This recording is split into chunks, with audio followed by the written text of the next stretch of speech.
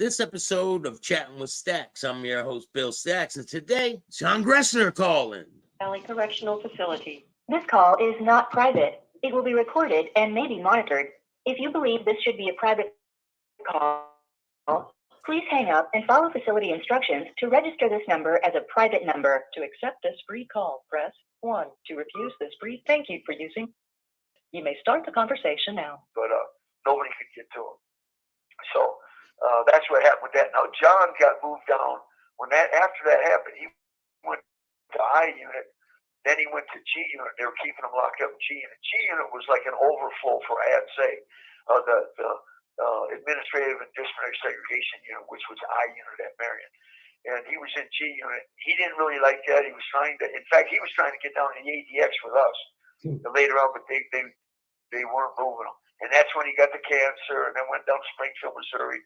It went in, had the chemos and all that stuff. It went into remission. He came back to Marion. He was in G unit.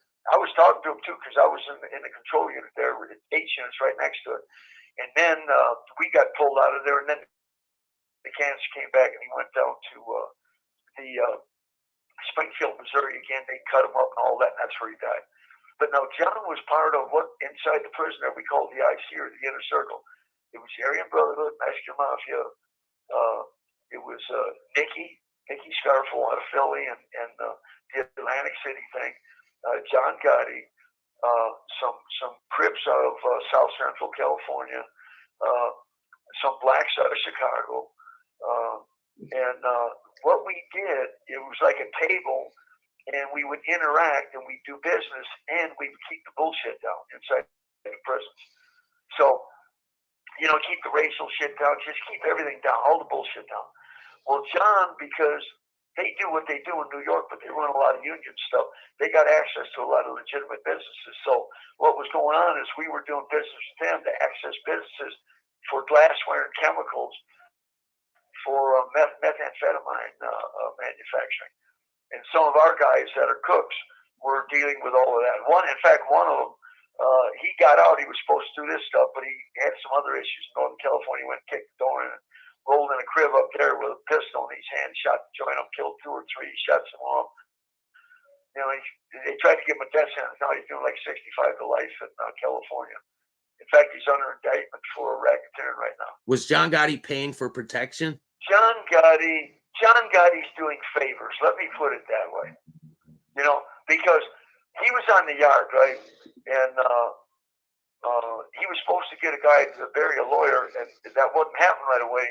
And the guy went to him and said, "Man, what's happening to that lawyer?" And there's like a little dispute there. And John felt the guy was leaning on him a little bit. John says, I can have 2,500 soldiers down here in 24 hours. And the dude looked at him, looked around, he said, "Where are they at? You start an issue, but you ain't going to make it 24 hours. So John knows John's a businessman, and John grew up in the streets, and John knows what time it is. And John ain't no punk, but he knows where he's at, so he knows how to do business, man. So that's what he was doing. And there was a conspiracy by him to pay money. I'm not going to say it was $500,000, but he wanted that black dude kid. In fact, that black dude got out, went back to the East Coast and killed like a metro station or something guard, subway station guard, took his gun, killed him, and all that. And I read reports on that later where the cops out there were saying, "Damn, we wish the Aryan Brotherhood would have killed this dude for Gotti because he wouldn't have got out here and killed this cop." Right? What about Sammy the Bull? How was Sammy the Bull able to go so long in prison without anyone doing anything to him? He's on PC. God, he wasn't in general population, bro. No, I know, but so Sammy the Bull keeps talking about this guy Cornfed that was with the Aryan Brotherhood. Can you tell me anything about him? Yeah, Schneider. Yeah, he was AB in California. He was in the shoe for a long time. He was caught up in that pit bull thing, and the pit bull thing where attacked them gals in San Francisco. And killed the woman. Killed one of them and all that. Yeah, so the Cornfed, Turtle, and some other guys got a racketeering case out of Pelican Bay, the shoe in Pelican Bay. Because listen, just because you're in the shoe That don't stop nothing, man. And they're doing what they're doing. You know what I mean? Hey, they run those yards. They run them yards. Allegedly, Cornfed put an yards. Aryan Brotherhood tag on Sammy the Bull. He tattooed his arm with an Odin. Sammy is Sammy, right? Listen, Sammy was doing Sammy's thing, man.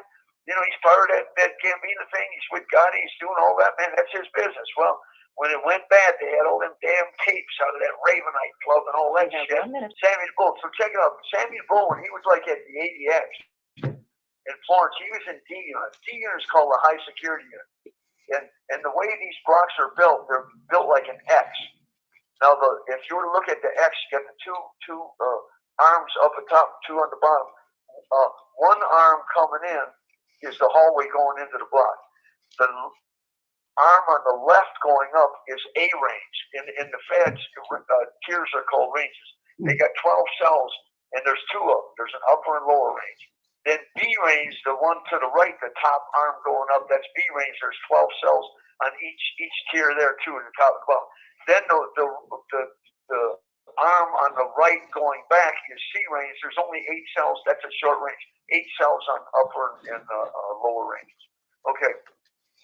D range is considered a high security block. Most of these PC guys in there, like say the Unabombers and guys like that they aren't going to let out anyhow because they think somebody's going to try to kill them. Even if they wanted to get out, they keep them isolated.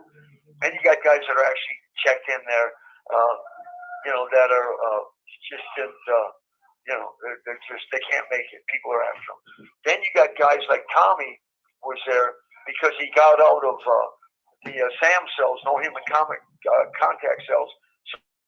So what they did is there was lawsuits from the University of Denver, University of Colorado and Denver, the law school, trying to get him out of solitary confinement. So they moved him into D unit, put him on a short tier with some other people, and but he's never going to get out of there. So Sammy the Bull was over there in D unit on PC because he told on John and did all the stuff he did, right? He had another guy there out of New York named Gas Pipe. He was one of the hitters out of New York and all that with that whole trip. A lot of guys in there that were just in that unit, right? Stuck there in that unit. As far as Sammy putting on an Odinist tattoo, first of all, Aryan Brotherhood is not Odinist. That's not to say some of them wouldn't necessarily have that theological belief, but that doesn't define Aryan Brotherhood. Okay, and the AB, I don't know what AB he's talking about. He's because the AB started in California, then went into feds. That's the original AB, right? And then they start growing up everywhere, like in Arizona, Georgia, Texas. It's just started happening everywhere, right?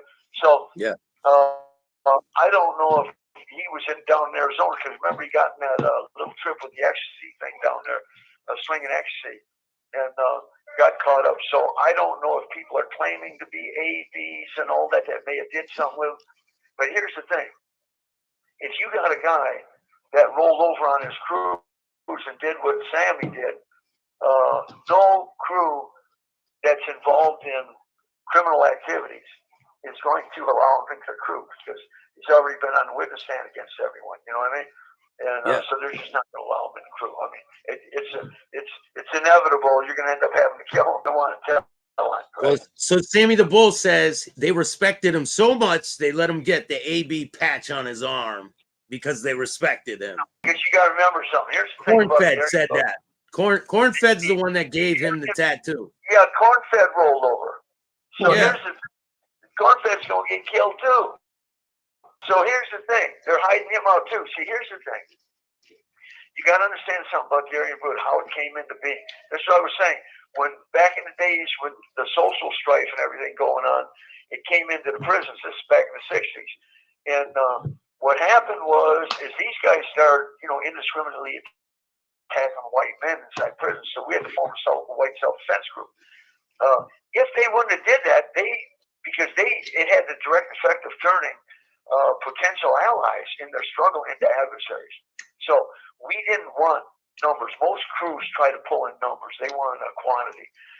we never wanted quantity. We want quality. And because we're coming into being on the battlefield, man, we want killers. We want people that are killers, man, because you don't want a peacenik on the battlefield. You know, you're under gunfire from gun towers and gun rails. And, you know, motherfuckers, you know, assassination crews running around the block. So you don't want somebody on a piece. You want somebody that's with business. So those were the type of people we pulled in. So he may say they respected him so much because he's claiming he was a killer and all that, but you're talking about him going into an organization that's an organization of killers.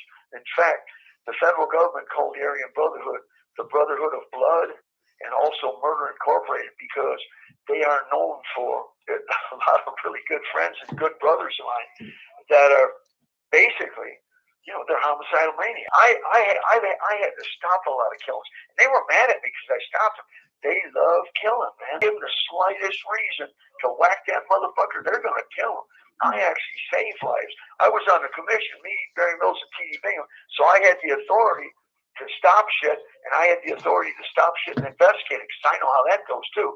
We'd be getting wires off the coast all the time. This guy's no good. He's in the hat. He's got to get whacked.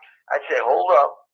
I'm going to investigate this shit, because it can be something as simple as they're in a security housing unit. A guy comes in with a bunch of dope, and a dude's in the corner that's been slammed in a little box for 20 years. He doesn't think he's getting a big enough paper of dope, so he's gritting on this dude. He puts him in the hat. He's going to smut him down or whatever, saying he's no good or whatever, and he's got to get hit.